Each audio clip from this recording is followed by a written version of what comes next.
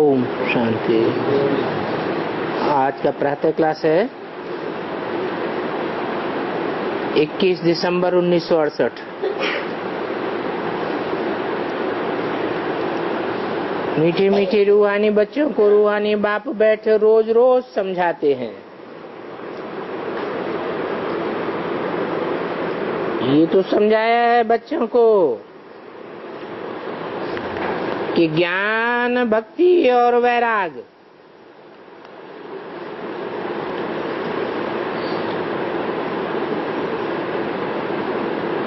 ये सृष्टि का चक्र कैसा बना हुआ है।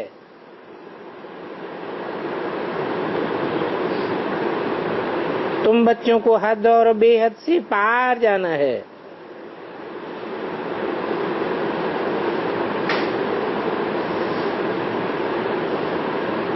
बाप तो हद और बेहद से पार है।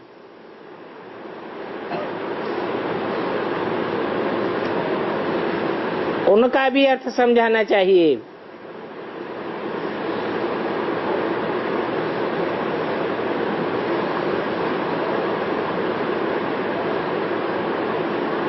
सतयुग त्रेता ज्ञान का सार है, द्वापर कलयुग भक्ति है।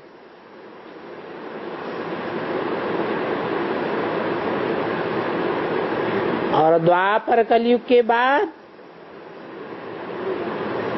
संगम युग आता है, हद और बेहद से पार जाने के लिए।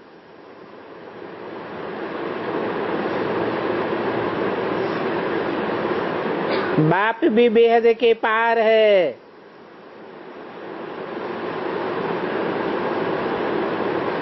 ये रूहानी बाप बैठ समझाते हैं। वो भी टॉपिक समझाई है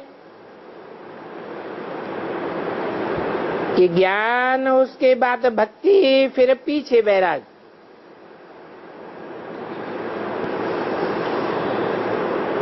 ज्ञान कहा जाता है सतयुग त्रेता रूपी दिन को, जबकि नई दुनिया होती है।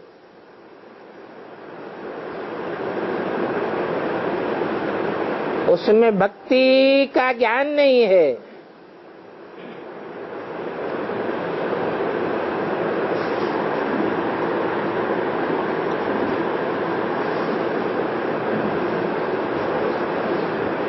वो भी है हद की दुनिया, क्योंकि वहां बहुत थोड़े होते हैं। फिर आस्ते आस्ते वृद्धि को पाते हैं। आधा समय के बाद फिर भक्ति शुरू होती है।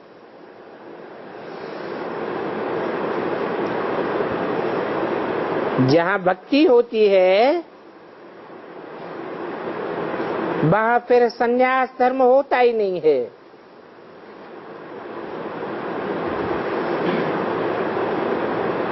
बल वो सन्यासी अपन को कहते हैं कि हम सन्यासी हैं। सम माने संपूर्ण, न्यासी माने त्यागी।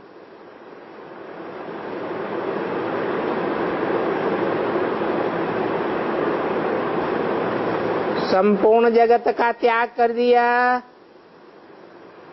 देह का त्याग कर दिया, देह के संबंधों का त्याग कर दिया,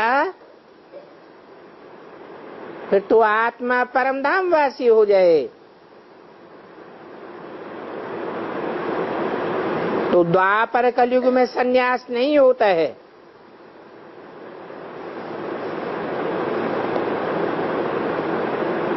वहां तो बाद में सृष्टि की वृद्धि होती जाती है।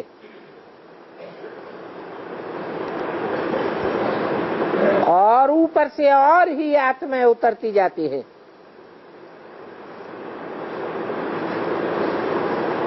तो यहाँ इस दुनिया में वृद्धि होती है।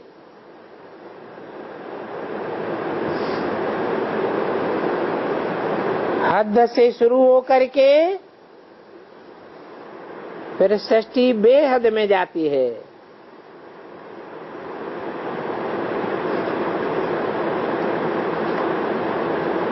बाप की तो हद और बेहद से पार दृष्टि जाती है।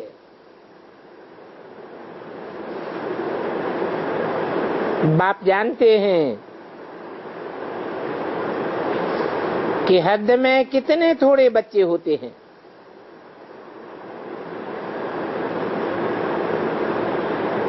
फिर रावण राज्य में कितनी वृद्धि हो जाती है।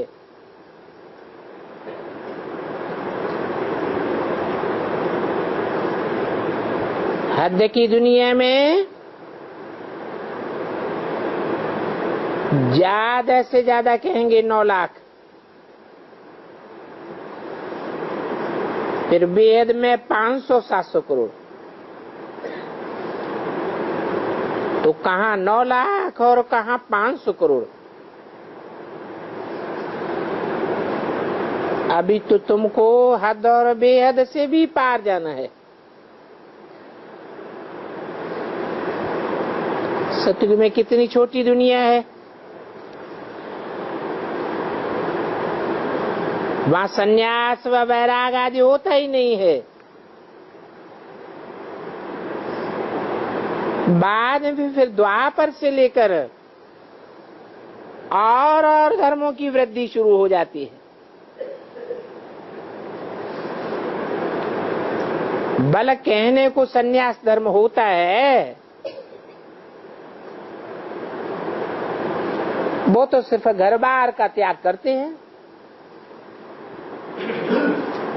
संपूर्ण न्यास कहाँ करते। ये बात सभी को जाननी तो चाहिए ना। तो उनको हठ योगी कहा जाता है और हद का सन्यास है सिर्फ घर बार छोड़ करके जंगल में जाते हैं।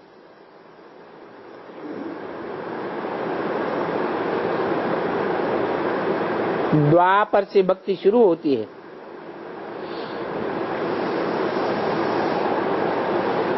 तो उनका भी कहेंगे भक्ति मार्ग।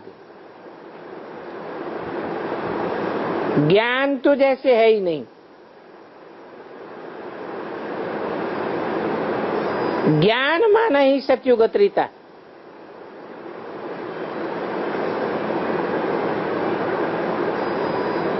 उनको सुख का ज्ञान होता ही नहीं है। ज्ञान के बदले में तो सुख आना चाहिए।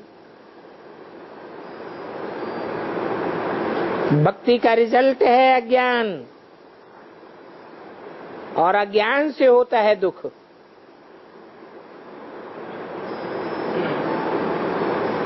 जहाँ दुख है वहाँ जरूर अज्ञान है।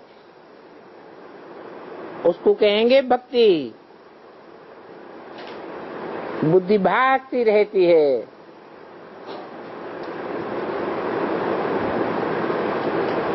बुद्धि टिकती ही नहीं। सतयुग त्रेता में तो द्वापर के मुकाबले कितनी बुद्धि का टिकाव होता है। देवताओं की बुद्धि सदैव आत्मा में टिकती है। बुद्धि को भगाने करने की दरकार ही नहीं। तो ये बात अच्छी रीति समझानी होती है। तो ये हुआ सुख और दुख का खेल, ज्ञान और अज्ञान का खेल। फिर दुख और सुख दोनों से परे जाना है, अर्थात हद और बेहद से भी पार जाना है। मनुष्य जांच करते हैं ना कि कहां तक समुद्र है, कहां तक आसमान है, पार पाने की बहुत कोशिश करते हैं, परंतु न समुद्र की गहराई का पार पाते हैं और न आसमान को क्रॉस कर सकते।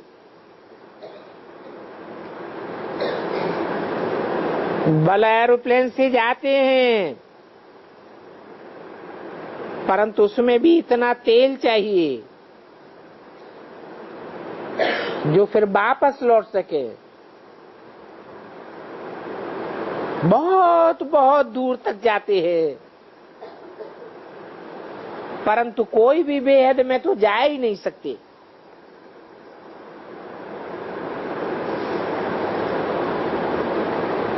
फिर भी जावेंगे हद तक। उनकी हद है सितारों तक। तुम तो हद और बेहद से भी पार जाते हो। तो अभी तुम जो समझ सकते हो कि पहले नई दुनिया में होती है हद, बहुत थोड़े मनुष्य होते हैं। उनको सत्य युग कहा जाता है। तुम बच्चों की बुद्धि में रचना के आद मध्य अंत की नॉलेज होनी चाहिए।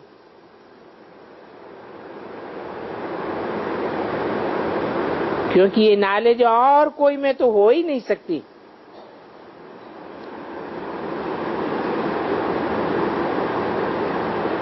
औरों को समझाने वाले और धर्मों के बाप हैं, वो हद के बाप हैं, और तुमको समझाने वाला तो बेहद का बाप है।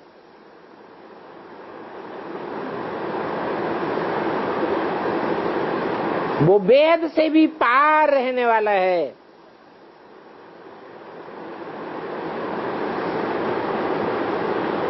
तो ये बातें और कोई समझा ही नहीं सकता। रचना के आद मध्य अंत का राज समझाते हैं, फिर अंत में कहते हैं कि इससे भी पार चले जाओ।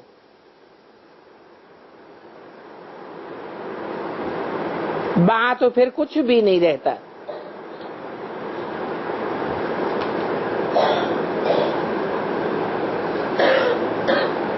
आसमान से भी पार चले जाते हैं। सूरज चांद सितारों की दुनिया से भी पार। उसको कहा जाता है हद और बेहद से पार। उसका तो कोई भी अंत नहीं पा सकते। कहेंगे बेअंत, अब कह देना तो सहज है, परंतु बेहद का, बेहद अंत का अर्थ भी तो समझना चाहिए ना।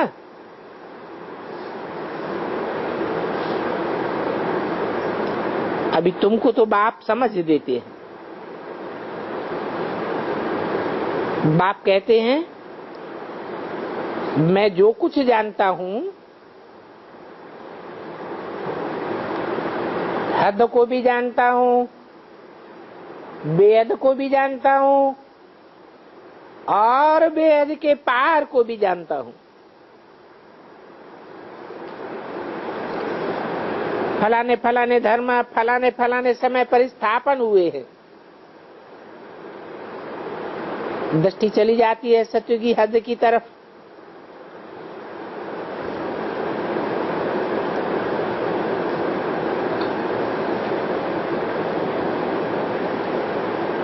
फिर उससे पार तो कुछ भी नहीं। हम पार चले जाएंगे, सूरज चांद सितारों के भी पार, जहां हमारा शांति धाम स्वीट होम है। यूं तो सतयुग भी स्वीट होम है, क्योंकि वहां तो शांति भी है और सुख भी है।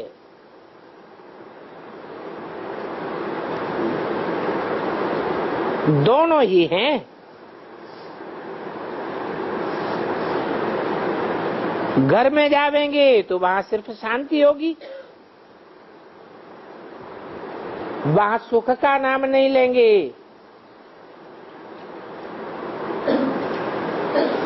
तो अभी तुम शांति भी स्थापन कर रहे हो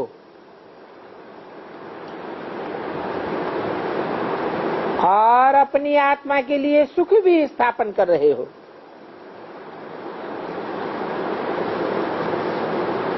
वहां नई दुनिया में शांति भी है, सुख भी है। वहां है ही सुख का राज्य। मूल वतन में तो सुख की बात ही नहीं।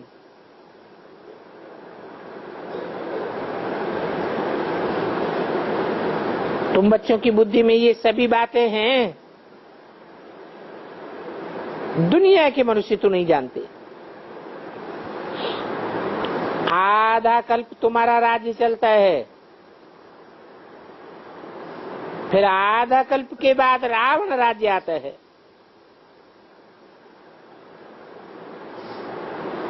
राम राज्य, फिर रावण राज्य। रावण राज्य में अशांति और दुख।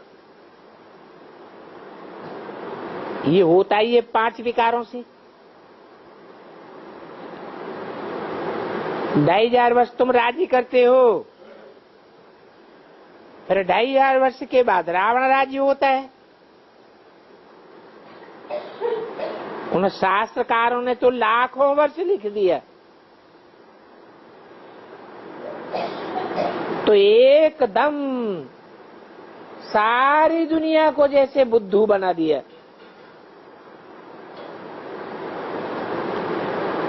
पांच 5000 वर्ष के कल्प को लाखों वर्ष कह देना बुद्धूपना है ना।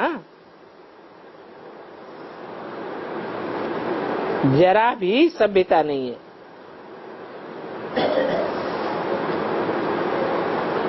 देवताओं में कितनी सभ्यता थी।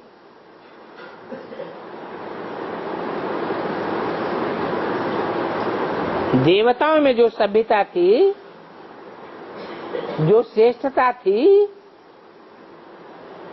वो अभी भ्रष्ट बन पड़े हैं, असभ्य बन पड़े हैं, जैसे कि कुछ भी नहीं जानते। कितने आसुरी गुण आ गए। आगे तो तुम कुछ भी नहीं जानते थे। न जानने के कारण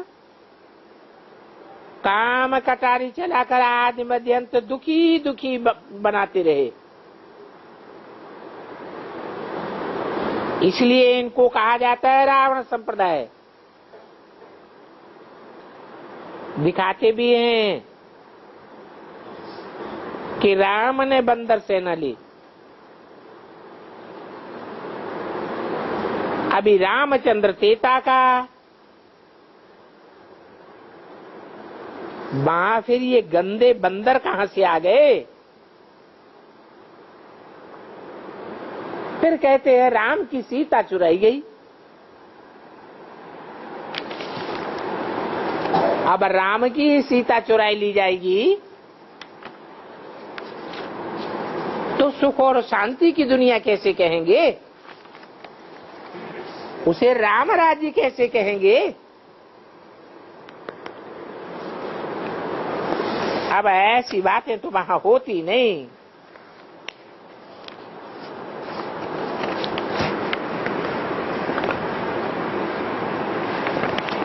ऐसी कोई भी गंदगी वहां हो नहीं सकती। जो विचार की बात पैदा करे। 21/68 की वाणी का दूसरा पेज।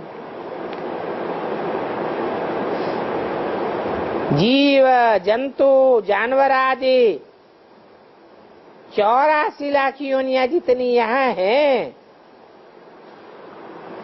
उतनी सतयुग त्रेता में थोड़े ही होंगी।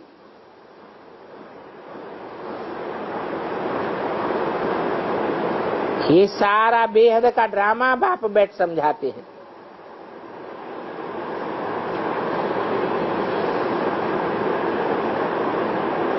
बच्चों को तो बहुत दूरंदेशी बनना है, क्योंकि आगे तो तुमको कुछ भी पता नहीं था। मनुष्य हो करके और नाटक को जानते ही नहीं थे। अभी तुम तो समझते हो कि सबसे बड़ा कौन है, ऊंच से ऊंच कौन है। अभी तुम्हारे सिवाय और कोई मनुष्य की बुद्धि में नहीं है।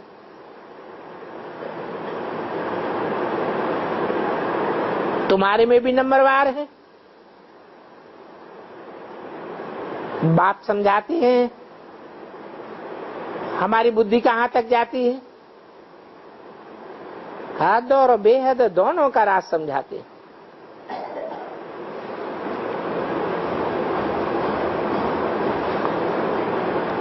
हद और बेहद के पार वहां तो कुछ भी नहीं है। वहां सिर्फ तुम आत्माओं के रहने का स्थान है, जिसको ब्रह्मांड अथवा ब्रह्मण महत्तत्व कहते हैं। यहाँ तो तुम जैसे आकाश तत्व में बैठे हो, इनमें तो कुछ देखने में आता है।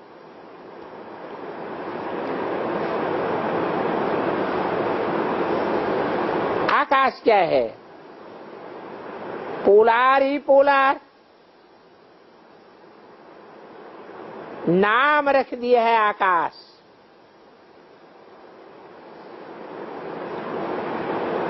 है तो पोलार। रेडियो में भी कहते हैं आकाशवाणी। अभी आकाश तो बेअंत है, क्योंकि इसका कोई अंत नहीं पा सकते। तो बताओ, आकाशवाणी कहने से मनुष्य क्या समझेंगे? ये जो मुख है, ये भी तो पोलार है।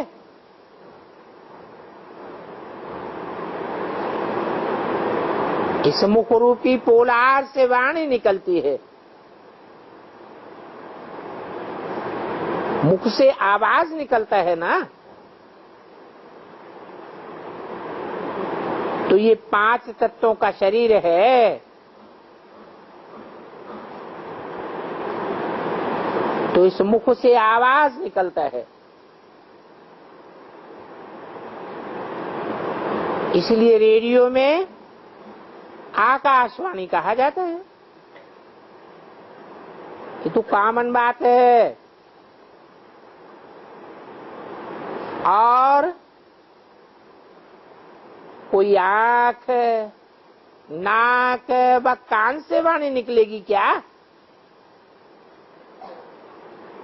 आवाज तो मुख से ही निकलेगी, जिसको आकाशवाणी कहते हैं। तो बाप को भी इस मुख रूपी आकाश अर्थात पोलार के द्वारा वाणी चलानी पड़े। बाप आकर के तुमको भी अपना सारा राज बताते हैं। तुमको निश्चय होता है और बहुत सहज निश्चय बैठ जाता है। जैसे हम आत्मा है, वैसे बाप परमपिता परमात्मा भी आत्मा है। हाँ, वो है ऊंच से ऊंच आत्मा। ऊंच से ऊंच पाटधारी है। ऐसे तो सभी को अपना अपना पार्ट मिला हुआ है। सबसे ऊंच पाठ इन लक्ष्मी नारायण को मिला हुआ है। तो ये खेल है। नई दुनिया में रहने वालों में नंबरवार हैं। तो कौन कौन नंबरवार हैं वो फिर विजयमाला में देखो। ऊपर में है फूल, फिर प्रवृत्ति मार्ग का युगल मोयरू, उसके बाद नंबरवार माला देखो कितनी थोड़ी है। फिर षष्ठी बढ़ते बढ़ते कितनी बड़ी हो जाती है। अभी तो कहेंगे 500 करोड़ दाने, अर्थात 500 करोड़ आत्माओं की माला। तो ये सभी पढ़ाई की बातें हैं। बाप जो समझाते हैं उसको अच्छी रीति बुद्धि में धारण करो। जाड़ की डिटेल तो तुम बच्चे सुनते हो। बीज ऊपर में है और फिर ये है वैरायटी झाड़। इनकी आयु कितनी है? ये झाड़ तो वृद्धि को पाता रहता है। रचयिता और रचना के आज बंधनकार आज अभी तुम बच्चों को समझाया तो सारा दिन ये बुद्धि में रहे। इस षष्ठ चक्र की कल्प वृक्ष की आयु बिल्कुल एक्यूरेट 5000 वर्ष से 1 सेकंड का भी फर्क नहीं पड़ सकता। तो बच्चों की बुद्धि में अभी कितनी नॉलेज है। जो अच्छे मजबूत बच्चे हैं, मजबूत तो तब होंगे जब पवित्र बनेंगे। इस नॉलेज की धारणा के लिए सोने का बर्तन चाहिए।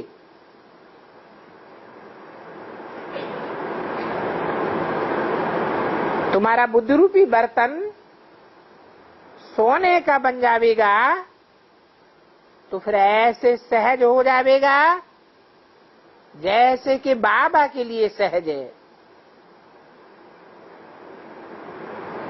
फिर तुमको कहेंगे मास्टर नॉलेजफुल। नंबरवार पुरुषार्थ अनुसार माला का दाला बन जाएंगे। ऐसी ऐसी बातें बाप बिगर और कोई तो समझा ही नहीं सकता। ये बातें भी आत्मा समझा रही है। ऊंच से ऊंच बाप की आत्मा स्तन द्वारा समझाती है। ऐसे तो नहीं कि कोई देवता के तन से समझाती है।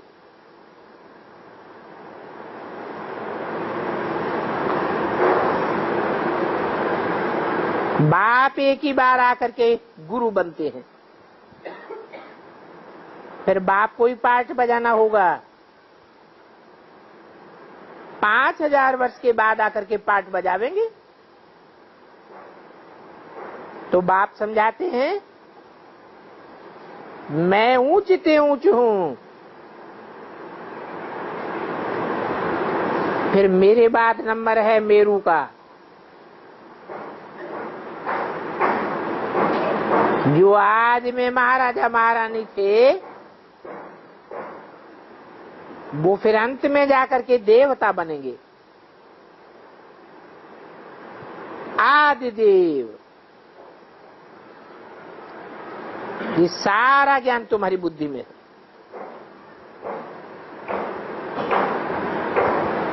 तुम कहां भी समझाओ तो बंडर खावेंगे। ये तो ठीक बताते हैं। मनुष्य सृष्टि का बीज रूपी ही नॉलेजफुल है। उनके बिगैर कोई भी नॉलेज नहीं दे सकता। तो ये सभी बातें धारण करनी है, परंतु बच्चों को धारणा होती नहीं है। ऐसे है तो बहुत सहज, समझने और समझाने में कोई मुश्किलात नहीं है, परंतु इसमें एक तो याद की यात्रा चाहिए, जो फिर पवित्र बर्तन में रतन ठहर सके, क्योंकि ये ऊंचे के ऊंचे रतन हैं। बाबा तो पहले भी व्यापारी था, बहुत अच्छा हीरा माणिक आदि आता था तो चांदी की डिब्बी में कपूस आदि में अच्छी रीति रखते थे, जो कोई भी खोलेंगे तो कहेंगे ये तो कोई जरूर फर्स्ट क्लास चीज है। तो ये भी ऐसे है,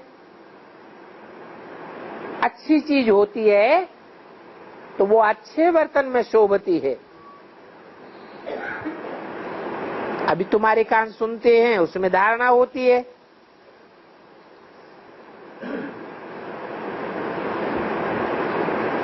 शुद्ध बुद्धि होगा, बुद्धि योग बाप से होगा तो धारणा अच्छी होगी, नहीं तो सभी निकल जाएगा।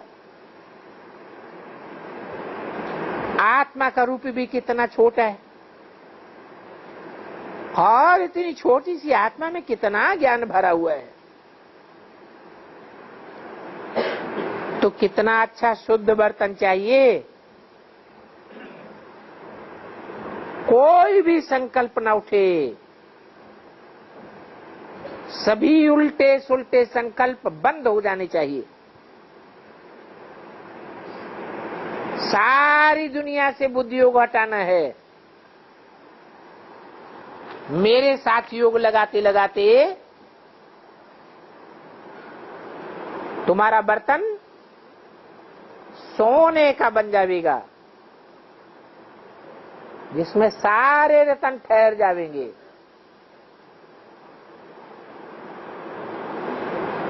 इक्कीस 12/68 की वाणी का 30 पेज। फिर तुम दूसरों को भी दान करते रहेंगे। भारत को महादानी माना जाता है। वो भारत धन दान तो बहुत करते हैं,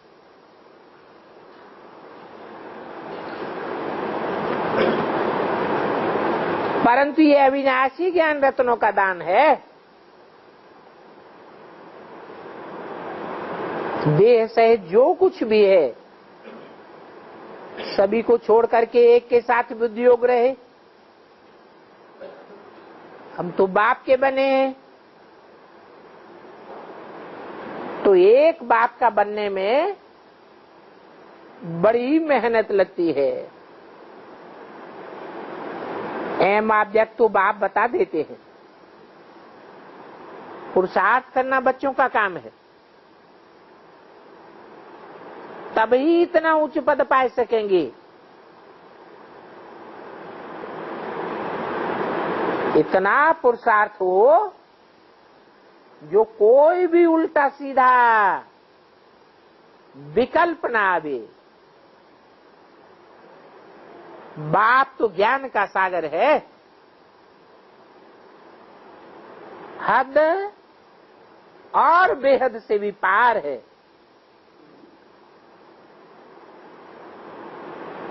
हद और बेहद की सभी बातें बाप बैठ समझाते हैं। तुम समझते हो? बाबा हमको देखते हैं, ऐसा तुम समझते हो, परंतु मैं तो हद और बेहद के ऊपर चला जाता हूं।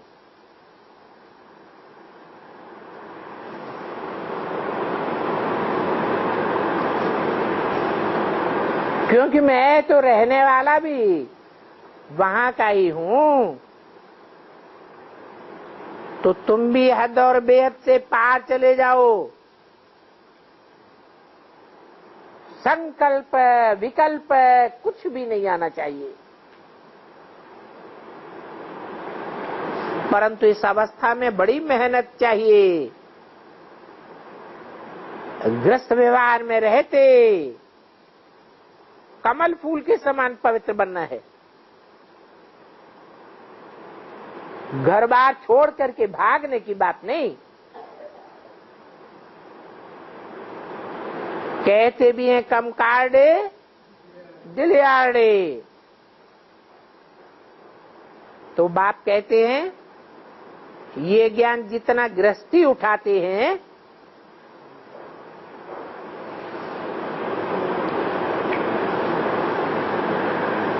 उतना वो सन्यासी नहीं उठा सकते।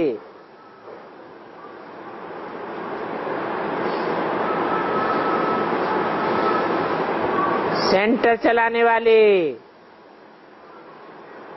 मुरली चलाने वाले भी नापास हो जाते हैं।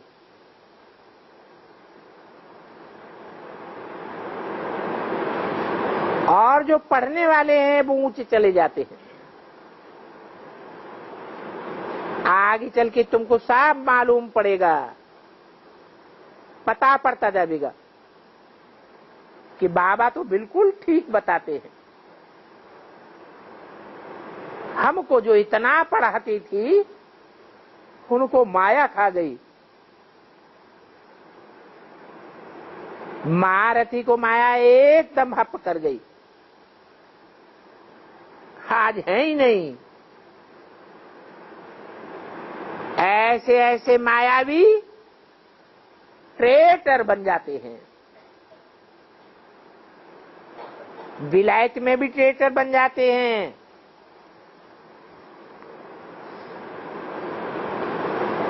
कहां कहां जाकर के शरण लेते हैं। जो पावरफुल होते हैं वो फिर उस तरफ चले जाते हैं।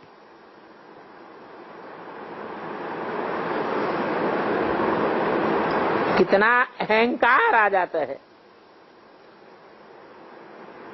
इस समय तो चारों ओर मौत है, जावेंगे कहां? तो बहुत ताकत वाले होंगे वो ही पास में आवेंगे। अभी तुम तो समझते हो बाप ही पावरफुल है, बाप सर्वशक्तिवान है। हमको सिखलाते सिखलाते सारे विश्व का मालिक बनाए देते। वहां हमको सभी कुछ मिल जाता है।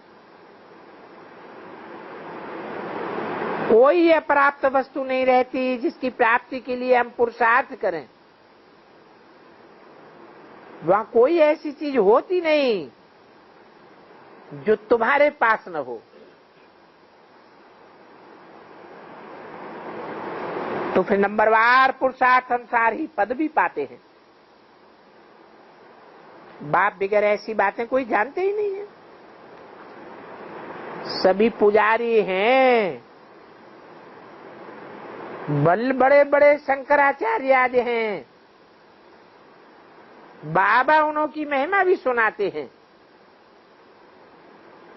पहले तो उन्होंने पवित्रता की ताकत से भारत को अच्छा थमाने के लिए निमित्त बने थे। सो भी जब सतो प्रधान थे तब, अभी तो तमो प्रधान है। तो उनमें क्या ताकत रखी है? शंकराचार्य खुद दिखाते हैं हम पुजारी हैं। सभी तरह के चित्र आदि रखते हैं।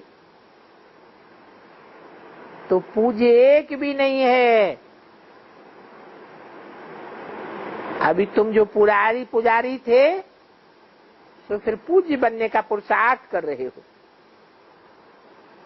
बाप ने समझाया है, तुम पहले अव्यभिचारी पुजारी थे, क्योंकि एक की ही पूजा करते थे। पहले पहले जब वाम मार्ग शुरू होता है तो तुम पूज्य से पुजारी बनते हो, सो भी अब भी विचारी पुजारी। फिर इसकी जाग्राफी रिपीट होती है, तो अभी तुम्हारी बुद्धि में सारा ज्ञान है, और सारा ज्ञान सेकंड का है। बुद्धि में धारण रहे और तुम समझाते रहो। बाप ही सारे सृष्टि का, सारे झाड़ के आदि मध्यंत का राज बताते हैं। बच्चों को भी बहुत मीठा बनने का है, क्योंकि ये माया का युद्ध है। माया के तूफान बहुत आते हैं, तो उन तूफानों को सहन करना पड़ता है। बाप की याद में रहने से तूफान भी चले जाएंगे। हातिम ताई का खेल भी दिखाते हैं।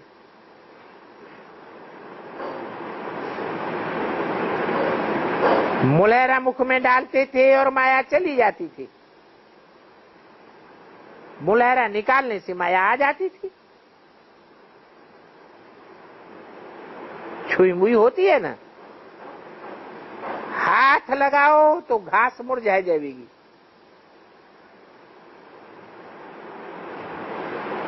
तो ये माया भी बड़ी तीखी है। इतना ऊंच पढ़ाई पढ़ते पढ़ते बैठे बैठे गिरा देती है। इसलिए बाप समझाते रहते हैं, अपन को भाई भाई समझो, तो तुम बहुत जल्दी हद और बेहद से पार चले जाओगे। जब शरीर ही नहीं है तो फिर दृष्टि कहां जाएगी। इतनी तुमको मेहनत करनी है। ये बातें सुनकर के ही फा नहीं हो जाना चाहिए। कल्प कल्प तुम्हारा पुरुषार्थ चलता है, और कल्प कल्प तुम अपना भाग्य बनाते हो। अभी बाप कहते हैं, जो भी पढ़ा हुआ है सभी भूलो, बाकी जो कुछ नहीं पढ़े हो वो सुनो और याद करो। उनको कहा जाता है भक्ति मार्ग का भूसा। वो पढ़ते पढ़ते मनुष्य भूसे जैसे बन गए। तुम तो राज ऋषि हो, जटाएं खुली हुई हो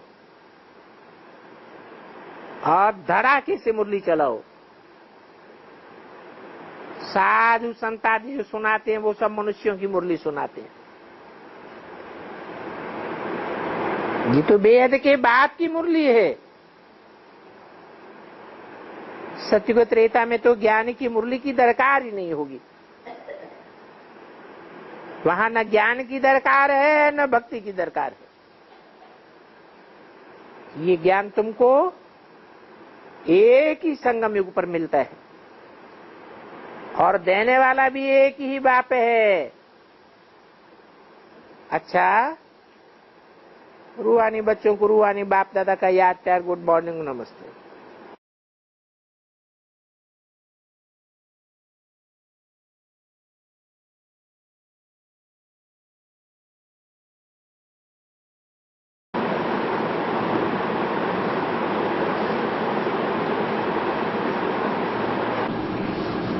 बाबा धन्य धन्य हो गया था हम बच्चे।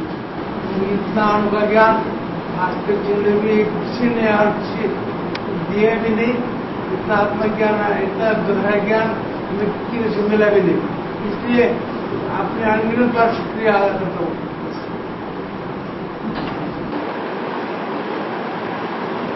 अभी तो कोई विकल्प नहीं आएगा। नहीं आएगा, आएगा ही नहीं। और आ गया तो जब बाबा के साथ कैसे आएगा। और न हुआ बाबा साथ तो आप होगी बाबा कभी ऐसे बोलेंगे।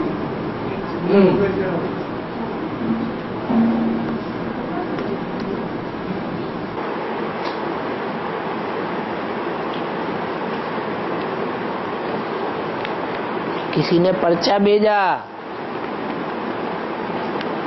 पूछा राजा राम रोज मुरली कहाँ सुनते हैं, रोज का क्लास कहाँ करते हैं? इधर और मासूम पढ़ है?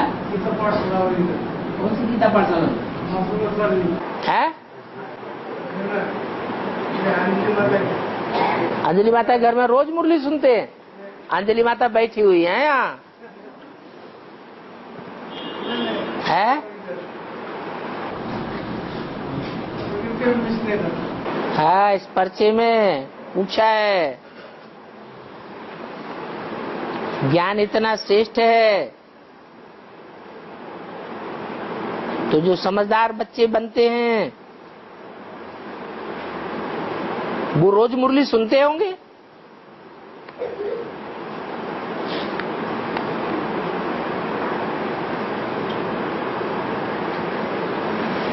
आप तो बात घुमाई दी है? इसके जवाब क्या देना?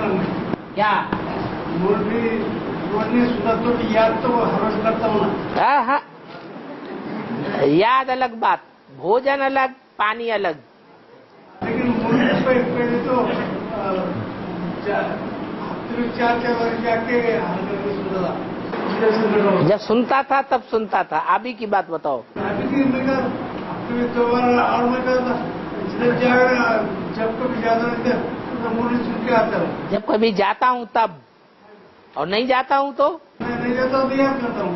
तो याद करता हूँ। ज्यादा भोजन कर लेने से फिर गर्मी चढ़ जाती है, इसलिए पानी बार बार पिया जाता है या भोजन बार बार खाया जाता है? पानी तो रोज ही पीना पड़े। और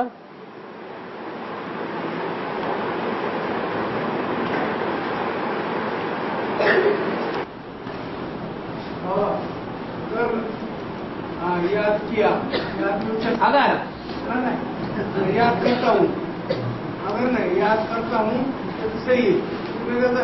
मुरली पॉइंट आती है याद में, उसके ऊपर मन करता तो वो भी मुरली हो गई ना।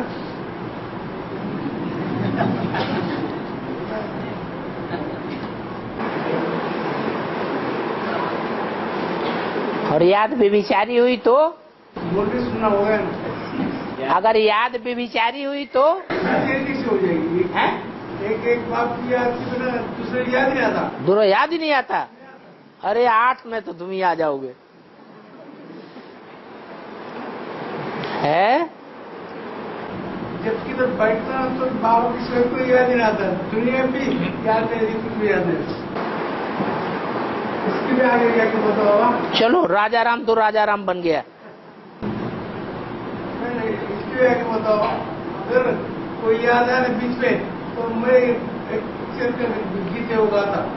अगर मैं और बाबा सामने बैठा हूँ तो मेरे आंगन में तेरा का काम है, ऐसा बोलता है तो लोग बात करते हैं। डांस तो नहीं करने लग पड़ते? ज्ञान का डांस करता हूँ लेकिन मैं खुशी नहीं रहता हूँ।